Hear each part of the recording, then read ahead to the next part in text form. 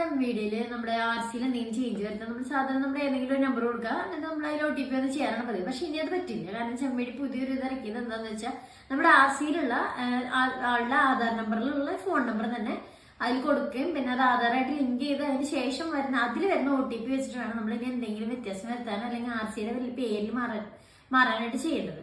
അതായത് നമ്മളിപ്പോ ഓണർ അറിയാതെ ആർസി മാറാതിരിക്കുക അങ്ങനത്തെ ഉള്ള ഒരു തട്ടിപ്പുകളൊക്കെ ഒഴിവാക്കാൻ വേണ്ടിയിട്ടാണ് ചെയ്തിരിക്കുന്നത്. അപ്പൊ നമ്മളിനി ഇത് എന്ത് ചേഞ്ച് വരുത്തുമ്പോഴും ഇത് ചെയ്യണം. അപ്പൊ ഇത് ചെയ്യാൻ സുഖമാണ്. നമ്മുടെ പരിവാഹന്റെ ആപ്പിൽ പോയിട്ട് നമുക്ക് സുഖമായിട്ട് നമ്മുടെ ആധാർ നമ്പറും പിന്നെ അതിനുള്ള ഫോൺ നമ്പറും വെച്ച് ലിങ്ക് ചെയ്തതിനു ശേഷം OTP വരും. അത് ചെയ്യാൻ വേണ്ട. ഇപ്പൊ ഫീസൊന്നുമില്ല.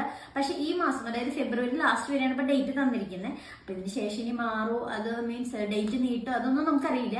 പക്ഷെ എപ്പൊ വേഗം തന്നെ അത് ചെയ്യായിരിക്കും നല്ലത്. ഇനി വല്ല പിഴയൊക്കെ വരുന്നേക്കാളും മുന്നേ.